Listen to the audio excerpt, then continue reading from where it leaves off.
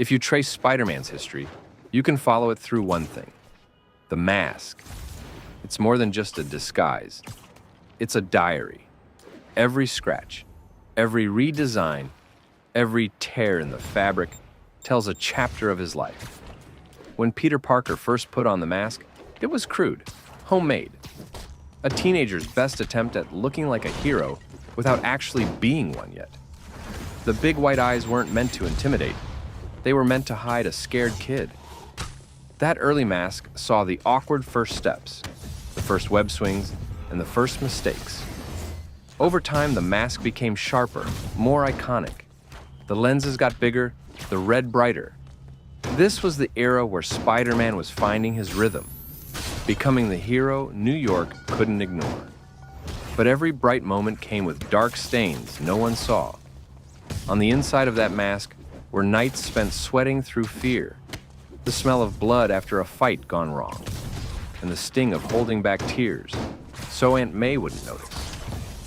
Then there were the rare moments when the mask changed entirely. The black suit wasn't just a new look. It was a different chapter of Peter's life. Sleeker, stronger, more dangerous. The mask reflected a shift in his mindset: faster action, less hesitation, but also the creeping shadow of what happens when power whispers that maybe responsibility can wait. That black mask became infamous because it wasn't just about Spider-Man. It was about the part of Peter Parker that wanted things to be easier, even if it meant changing who he was. And then there were the masks worn by others. Ben Reilly's redesign carried the weight of proving himself as the other Spider-Man. Miles Morales' mask introduced a new voice to the legacy, one that kept the spirit alive while speaking to a new generation. Even Gwen Stacy's Spider-Woman mask told a story, one where tragedy didn't end her journey, but became the reason she fought. The mask has been ripped apart in battle, burned by explosions, left in alleyways when Peter couldn't bring himself to pick it back up. But somehow, it always returns, because the mask isn't just fabric. It's a line in the sand that says, "This is the moment I stop being just Peter Parker, or Miles or Gwen. This is the moment I become Spider-Man." And maybe that's the real magic of the mask. It changes over the years, but the meaning never does. It's the shield that protects loved ones, the symbol that tells a city someone's looking out for them, and the reminder that no matter how hard life hits, the person behind it will stand back up, pull it over their face, and keep swinging.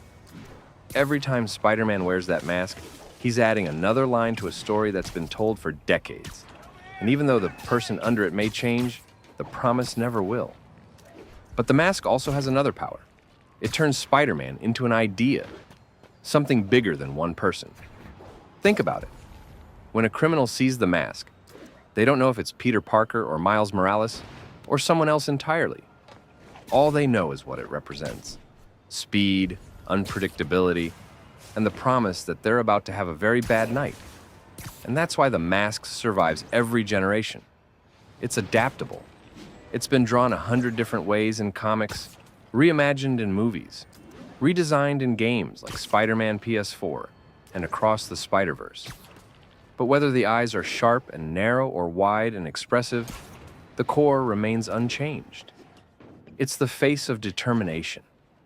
There's also something deeply human about how fragile it is. It's just fabric and lenses. It can burn, rip, or get soaked in the rain. And yet, the person wearing it still goes headfirst into danger, trusting that the meaning behind it is stronger than the material it's made from. When you look at the mask across the decades, it's almost like a scrapbook. Every version is a snapshot of Spider-Man's struggles, his growth, and the world around him. In the 60s, it was bold and bright, the birth of a hero. In the 80s, it turned black, darker stories, harder lessons. In modern times, it's sleek and tech-enhanced, mirroring how Peter's responsibilities have grown in a bigger, more connected world. And that's why, even if you took away the powers, the webs, the suit, as long as that mask exists, there will always be a Spider-Man. Because the mask isn't the disguise. The mask is the truth.